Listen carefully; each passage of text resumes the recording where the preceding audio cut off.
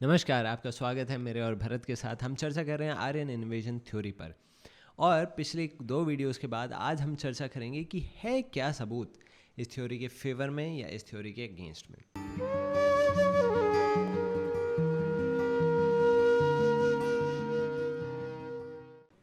क्या है सबूत? क्या सच में हुआ है? आप ऐसे ही बोले जा रहे हो। क्या सच में हुआ है? आर्यन इन्वेजन थ्योरी गलत है, मैं तो पहले से ही बोल रहा हूँ। इसके सबूत क्या हैं? हाँ, कि हुआ है कि नहीं हुआ। अच्छा, सबसे पहले देखिए, अगर कोई भी व्यक्ति बोले कि भाई हम वहाँ से आए, सबसे पहले होगा कब आए। ठीक है भाई, कब आए तुम, है ना? पहला क्वेश्चन। कहाँ से आए, ठीक बात। कौन थे तुम। इन तीनों में से किसी भी सवाल का आंसर ही नहीं है। सबसे पहले मान लो ले लें कौन थे ये लोग, क्योंकि इतने पावरफुल लोग थे, है ना? जब एकदम एक नया ही कल्चर शुरू कर दिया, एक नया बेसिकली हेरिटेज ट्रेडिशन इतना पावरफुल दे दिया। भाई आम आदमी तो नहीं होंगे, आए होंगे खूब बड़े ग्रुप में आए होंगे। स्पेशली जब इन्वेजन वाली थ्योरी थी, वो बोलते थे बिल्कुल हॉर्स बैक पे आए, इतने सारे लोग आए और फटाफट इतनी बड़ी कंट्री को एकदम डिफीट कर दिया। तो आए होंगे, खूब सारे आए होंगे, ठीक है। अब ये जितने भी लोग थे, आज तक की किसी भी सिविलाइजेशन की हिस्ट्री में इनका रिकॉर्ड नहीं है। ये बात तो ठीक है। पहली बात तो यही उठेगी ना, भाई कौन लोग आए, कहाँ से उतरे, वो एलियन तो नहीं थे। अब कोई एलियन बोले तो बात समझ में भी आई, या तो आर्यन एलियन थ्योरी दे दो एलियन माइग्रेशन थ्योरी दे दीजिए तो बात समझ में भी आए। आप बोल रहे हो कि लोग यहीं के थे, इसी धरती के थे और कहीं से टपक पड़े।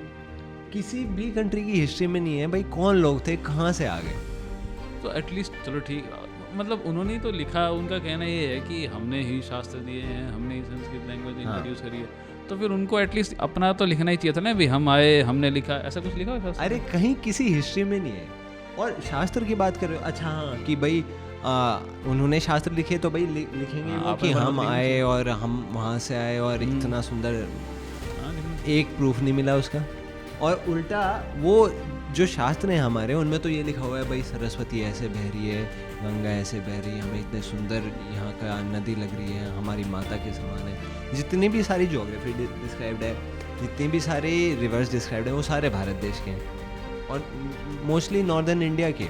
और उसमें से कोई भी चीज़, एक भी चीज़ किसी और देश को रेफर ही नहीं करती। एक भी चीज़। भाई आप आओगे, आपने कुछ महान कर दिया और अब आप कुछ लिख रहे हो, आप अपना ही नाम नहीं लिखोगे उसमें। वो तो मैं तो पहले लिखूंगा, ना भी किया हो तो भी लिखूंगा। मैं लिखा है तो मैं लिख रहा हूँ ना, क्योंकि मैं तो अपना लिखूंगा। और लिखोगे कहाँ से आए हो आप, वो कौन सा देश था और हमने राज कर दिया। और मान लो आप नहीं लिखते, मान लो ये लोग, पता है जो काउंटर करते हैं वो बोलते हैं वो भूल गए, बोलते थे भूल गए, जैसे हम चाबी भूल जाते हैं वैसे भूल गए इतना बड़ा कांड हो गया और भूल गए। चलो भाई, जिन्होंने कर दिया इतनी बड़ी चीज़, वो मान लो भूल भी गए होंगे विनम्रता में, भाई मान लिया भाई बहुत विनम्र थे। भाई जो लोग पिटे, जिनका बुरा हाल, द्रविडियंस जिनको बोलते हैं, उन्होंने तो लिखा होगा। उनके लिटरेचर में कुछ नहीं मिला। संगम लिटरेचर है, इतने पुराने लिटरेचर्स हैं साउथ इंडिया में, उनके में कुछ नहीं मिला। और जबकि साउथ इंडिया में, नॉर्थ इंडियन में जितने भी इंडस वैली सिविलाइजेशन है, हड़प्पन सिविलाइजेशन है, और हरियाणा में सबसे पुरानी साइट है, लगभग 10,000 साल पुरानी है। वहाँ के भी जितने फाइंडिंग्स थे ना, वो आज मॉडर्न डे हिंदुइज्म की प्रैक्टिस से एकदम सिमिलर है। और जॉन मार्शल, एक वो आर्किटेक्चर थे, वो बोल रहे थे कि ये तो आज के भी हिंदुइज्म से डिस्टिंग्विश करना मुश्किल है, इसको इतना सिमिलर है। और वहाँ पे निकल रही हैं छोटी छोटी गुड़ियाँ नमस्ते की पोज में, जो स्त्रियाँ हैं उनके सिंदूर लगा हुआ है, और डॉल्स में शिवलिंग निकल रहे हैं। तो कोई भी एविडेंस नहीं है भाई। और बताओ आप कौन थे, तो ये तो हो गया है, इसका फूस हो गया। और क्या बचा? कहाँ से आए थे, कब आए थे, कहाँ से आए थे, कहीं सिविलाइजेशन में कहीं रिकॉर्ड नहीं है। कहाँ से आए थे आप ये देखो भाई, आसमान से तो टपके नहीं, इस धरती से धरती पे आए हैं। अब कहीं से भी आए हो, कुछ रास्ता ट्रैवल किया होगा। अब भारत में आए हो, या तो चाइना की तरफ से आएंगे, है ना, या अफगानिस्तान की तरफ से आएंगे। ठीक बात है भाई चाइना में उस टाइम पे पहली बात कब आए, इसका कोई इनके पास रिकॉर्ड नहीं है, तो जो भी बोलते हैं उसमें फंस जाते हैं। क्यों? क्योंकि मान लो इन्होंने बोल दिया लगभग 2000 साल के करीब, मान लो इन्होंने ऐसे बोल दिया, तो भाई चाइना में ऑलरेडी एक सिविलाइजेशन फिक्स्ड है, वहाँ पे चाइना में जो सिविलाइजेशन थी उसमें कोई भी रिकॉर्ड नहीं मिले इनके कि भाई ऐसे ऐसे लोग आए और आके चले गए, क्योंकि चाइना में तो कल्चर था नहीं हिंदुज़म का, तो वहाँ पे तो सेटल नहीं हुए ये तो श्योर है। अब वहाँ के रिटर्न रिकॉर्ड्स में कुछ नहीं मिला। अब अफ़गानिस्तान मान लो, अफ़गानिस्तान बोलोगे, अफ़गानिस्तान में हिटानी मिटानी कई अलग अलग टाइप के एम्पायर्स वो भी सेटल थे, ढंग से सेटल थे, और जबकि जिस टाइम पे ये बताते हैं कि वो लोग आए उससे पुराने रिकॉर्ड्स वहीं के इंस्क्रिप्शंस हैं ऋग्वेद के, और ऋग्वेद जो पुराने वाले ऋग्वेद के हिम्स हैं वो उससे भी पुराने हैं। तो 5000 साल, 5 नहीं, हाँ कम से कम 5000 साल पुराना तो ऋग्वेद पक्का है, मतलब इस हिसाब से। तो भाई आए कब, आए कहाँ से, कौन थे वो लोग, इसमें से किसी भी क्वेश्चन का एक आंसर नहीं मिलता। अब फिर क्या कहते हैं कि भाई इन्वेजन हुआ था, फिर चलो आर्कियोलॉजी शुरू करो, तो बोल रहे इन्वेजन हुआ था, कुछ ऐसे थोड़ी वो भाई बच्चे खेल के निकल गए, पता ही नहीं चला कौन खेल के गए, बच्चे तोड़ के चले गए। इन्वेजन में कितनी मार काट होती है, नहीं होती। नहीं ठीक बात है, वही बात है। मैं वही सोच रहा था, आप कह रहे जैसे अफगानिस्तान की तरफ अगर आए हों, मान लो चाइना से भी आए हों, और इमीडिएटली अपनी खुद की सभ्यता स्थापित करना, अपनी खुद की लैंग्वेज डेवलप करना, सबको ऐसे, तो उनको लड़ना तो पड़ेगा ना। लड़ना पड़ेगा क्यों? मैं आपको बोल दूं भाई पानी लाके तो 10 बार तो आपको बोलना पड़ता है भाई ये कर दो पानी दे दो, प्यास लग रही, वरना फिर खुद ही आके लेना पड़ता है। वो तो है। ये तो नहीं आया कि भाई आओ शिक्षा लो, हमारे से वो बैठे हुए थे, हाँ जी बताओ नई बात क्या है, मतलब तो मारना पड़ा होगा हम उन्होंने। तो इतना भी नहीं सह पाते। मान लीजिए अभी 9th-10th क्लास में हमारी मैथ साइंस थी, 11th-12th में हमारी साइंस बिल्कुल ऑपोजिट थी, हमने भी वही पढ़ा है। मैं अपने टीचर से पूछा ये क्या है, मतलब हमने क्या पढ़ा था, क्या क्या उसको भूल जाओ, ये पढ़ो, यही सत्य है। हमने तो पढ़ा, उसका क्या। मतलब हम स्कूल में हम उसको डाइजेस्ट नहीं कर पाते, नहीं हम अब ऐसा कैसे हो सकता है कि पूरी सभ्यता, पूरी सोसाइटी चल रही है, उसमें कोई आके बोल दे कि सर इसको सेट करो, ये करो। और इतना ही आसान होता है नया कल्चर देना।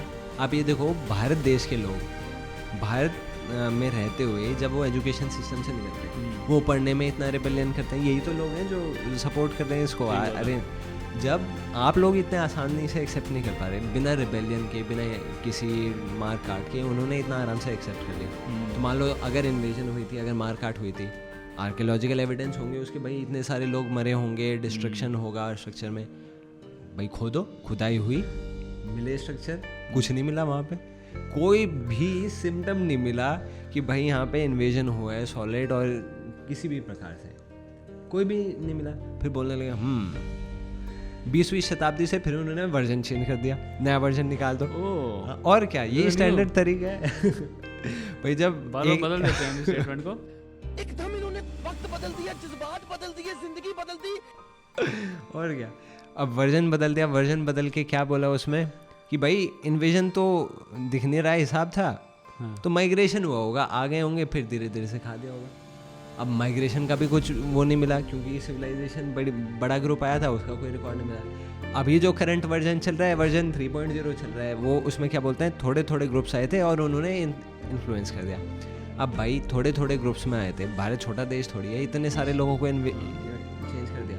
रामायण के जोग्राफिकल अभी भी इतने ज़्यादा, देखो सिंपल सी बात है, एक तरफ तो हमारे पास जोग्राफी के, लिटरेचर, जोग्राफी के और हमारे जो पुराने सिविलाइजेशन के स्ट्रक्चर जैसे मोहनजोदारो, हड़प्पा, इंडस वैली, इन सब के स्ट्रक्चर अवेलेबल हैं, उसमें से हिंदू सिविलाइजेशन के रिमेन्स अवेलेबल हैं। एक तरफ हमारे पास इतनी हाई फिलॉसफी अवेलेबल है, वो अड़े हुए हैं इस बात पे कि भाई ये और ये अलग था, ये वहाँ से नहीं आया, ये ओरिजिनल थे और ये हिंदू धर्म नया है, इस पर अड़ जाते हैं बस। ये इतनी बड़ी पैराडॉक्स कि भाई इतने एडवांस लोग थे, इनके पास कुछ सोचने का नहीं था, और जो सोचने वाले थे उनके पास कुछ करने का नहीं था। बोलते हैं जो वेद लिखे ना, वो ऐसे ही चलते फिरते नोमैड होते ना, ऐसे ही भाई घूमते फिर रहे हैं, उनके पास रहने, उन्होंने लिखे भाई घूमते फिरते, पढ़ भी नहीं सकते वेद, गीता नहीं पढ़ सकते, घूमते फिरते यहाँ PhD नहीं पढ़ सकते, तो इतना नहीं कर सकते आप। वेद क्रिएट, मतलब उन्होंने बोला वे हमने क्रिएट लिखे हैं, ऐसे क्या मतलब, कोई भी तुक नहीं है इन बातों में, कोई भी प्रूफ नहीं है। बस इस वजह से ये चलता जा रहा है कि लोग किसी भी छोटी चीज़ को पकड़ लेते हैं, बोलते हैं ये प्रूव करके दिखाओ, फिर पूरे दम लगा के वो प्रूव कर देते हैं, फिर वर्जन चेंज कर देते हैं। अब 3 बार तो चेंज हो चुका। 4.0 भी एक्सपेक्ट कर सकते हैं। हाँ, ये एक्सपेक्ट कुछ भी कर सकते हैं। फिर बीच में क्या है, उठा लिया इन्होंने, घोड़ा उठा लिया। घोड़ा पता है क्या कहते हैं कि देखो अश्वमेध में लिखा हुआ है कि घोड़ा सैक्रिफाइस होता था। घोड़ा तो है ही नहीं तुम्हारे पास, भारत में तो था ही नहीं घोड़ा, बस घोड़ा उठा लिया, बस सब लोग फिर घोड़े में लग गए। 4.0 वर्जन है या मतलब 3.1 नहीं, ये है? शुरुआत वाले वर्जन में ही था कि भाई घोड़ा दिखाओ तभी माना जाएगा जब घोड़ा मिलेगा। बस घोड़े में लग गए सारे लोग। फिर क्या हुआ पता है, फिर घोड़े के मिल गए रिमेन्स। पुराने। हाँ, पुराने रिमेन्स मिल गए, केव्स में पेंटिंग मिल गई घोड़ों की। फिर क्या बोलते हैं कि बायोलॉजिकल रिमेन्स दिखाओ तब मानेंगे बात को। फिर बायोलॉजिकल रिमेन्स मिल गए, जो रिसर्च पेपर थे उसमें दिख गया कि भाई जो पूरी डाइवर्सिटी है इंडिया में, कोई भी उसमें चेंज नहीं है कि सारा सेम रेस का है। सारे 2 रिसर्च पेपर मिल गए, बल्कि एक जेनेटिक पेपर तो ऐसा मिला कि ज़्यादातर जो वर्ल्ड में ट्रेस है जीन का वो एक ही रेस का है ज़्यादातर, रशिया से लेके अलग अलग देशों तक। और उसको ट्रेस किया पता है कहाँ मिला वो, सोचो। इंडिया में तो इंडिया की बात कर रहे हो ना अब तो। हाँ, भारत में मिला वो। अब फिर चुप, फिर वर्जन कुछ और निकाल दो। इतना मतलब हटते नहीं है। अब पॉइंट ये है कि आप किसी चीज़ को काउंटर करोगे तो वो कोई चीज़ होनी चाहिए। आप भूत की तरह तो काउंटर नहीं कर सकते। तो जो भी हम वर्जन देते हैं उसको चेंज कर देते हैं। तो कैसे मतलब इनको कैसे डिफेंड किया जाए? और जो नॉर्मल इंडियन होता है, जो ना इधर का होता है ना इधर का होता है, वो सोचता है भाई इनमें डिबेट चल रहा है, कुछ भी कंक्लूसिव नहीं हुआ, तो वो बीच में ही रह जाता है। लेकिन एक चीज़ आप ध्यान दोगे कि इन सारे वर्जन्स में एक चीज़ कॉमन रही है। समझो इनका मतलब मुझे लगता है जो आप कह रहे हो कि चीज़ कॉमन है, वो ये है कि भाई ये जो आपका ये जो संस्कृति है ये आपकी नहीं है। आप तो गए गुजरे हो, आपको कुछ नहीं आता जाता यार, आप तो बिल्कुल पिछड़े हुए हो। हमने आपको ये संस्कृति दी है। आई थिंक ये इनका पर्पस नहीं, अब ये नहीं रह गया कि हमने आपको दी है, क्योंकि ब्रिटिश है तो चले गए। बेसिकली उनका ये रहता है कि ये देश और इसकी संस्कृति अलग अलग है। इसकी संस्कृति किधर और से आई थी, क्योंकि अपने आप में ये बहुत सॉलिड बन जाता है। एक ऐसा एजेंडा ना कि आपका देश है, आपके पास इतनी महान संस्कृति है, आपका धर्म इतना महान है, हर तरीके से आप महान हो, तो जो फीलिंग आती है ना रिस्पेक्ट की, एटलीस्ट रिस्पेक्ट की, गर्व की, वो बहुत एक्स्ट्राऑर्डिनरी आती है। मतलब आप देख लो पूरे इतिहास में ऐसी एक भी सिविलाइजेशन नहीं है जो इतनी पुरानी हो और अभी तक जीवित हो। और हमारे देश में अभी तक भी इतना कल्चर स्ट्रॉन्ग है, एक भी ऐसी सिविलाइजेशन नहीं है तो इसका कोई तोड़ नहीं मिलता। तो इसलिए बार बार इसी चीज़ पर जाते हैं, भाई ये कहीं और से आया था, कि कम से कम नेशनलिज्म अलग हो और रिलीजन अलग हो, लेकिन सारी एक चीज़ स्ट्रॉन्ग एजेंडा बन जाती है और कोई पॉलिटिकल पार्टी उसका ले जाती है।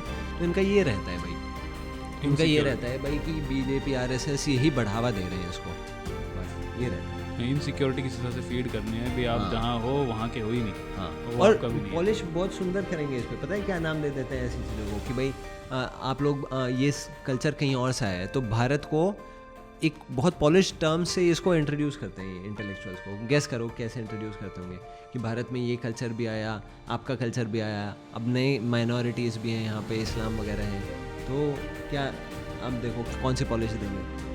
ये जो है जो कंट्री है ये फुल ऑफ क्या कहते हैं डाइवर्सिटी है। हाँ, इसमें तो बहुत डाइवर्सिटी, ये इसका पेंट दे देता है कि डाइवर्स कल्चर है इंडिया का, आप एक्सेप्ट ही नहीं कर रहे, आप बस एक ही चीज़ पढ़ रहे हो कि आपका एक ही कल्चर था। तो वो उस पॉलिश से करके ना ये बहुत आराम से निकाल। एक्चुअली में माइंडसेट बिल्कुल ऐसा ही है मेरा अभी भी, और अभी भी आई एम स्टिल कंफ्यूज कि मतलब सही में डाइवर्सिटी शुरुआत से थी या इन्होंने हमारे को ऐसा फील करा दिया कि आपके देश में डाइवर्सिटी है। डाइवर्सिटी का भाव तो था, देखो सनातन धर्म में अपने आप में इतने सारे फिलॉसफीज, इतने सारे दर्शन हैं, डाइवर्सिटी तो थी, पर ये डाइवर्सिटी नहीं थी कि भाई धर्म भी कहीं और से इम्पोर्ट किया हमने। तो ये था आर्यन इन्वेजन थ्योरी पर हमारा एनालिसिस। आपको क्या लगता है, क्या ये कंक्लूजन आपको सही लगा? क्या आपको लगता है हमारा धर्म, हमारा राष्ट्र, हर तरीके से हम बहुत स्पेशल हैं? इसका ये मतलब नहीं हम दूसरों को एक्सप्लॉइट करें ऑफ कोर्स, पर हम अपने आप में स्पेशलिटीज़ को नकार नहीं सकते और इसको हम यूज़ कर सकते हैं वापस अपने कल्चर को अपनाने में, अपने ट्रेडिशंस को अच्छे से फॉलो करने के लिए, अपने धर्म को फॉलो करने के लिए। हमें अपने कमेंट्स में बताएं कि आपको कैसी लगी ये वीडियो, क्या आप कुछ और एक्सपेक्ट कर रहे थे, क्या आप कुछ और चाह रहे थे इसमें, आपके कुछ ओपिनियंस ज़रूर बताएं हमें कमेंट्स में। और अगर आपको पसंद आया आर्यन इन्वेजन थ्योरी पर ये एनालिसिस, तो प्लीज़ लाइक बटन दबाएं। और आपको अगर थोड़ा सा गंदा लगा कि हमने आर्यन इन्वेजन थ्योरी के खिलाफ बोला है कुछ, तो प्लीज़ अनलाइक बटन दबाकर हमें पता चले कि आप लोग हैं, हमारी वीडियो देख रहे हैं। और सब्सक्राइब करें हमारे चैनल को, जिससे हमारी व्यूअर्स की संख्या बढ़े, और बेल आइकन दबाएं जिससे आपको नोटिफिकेशन आए।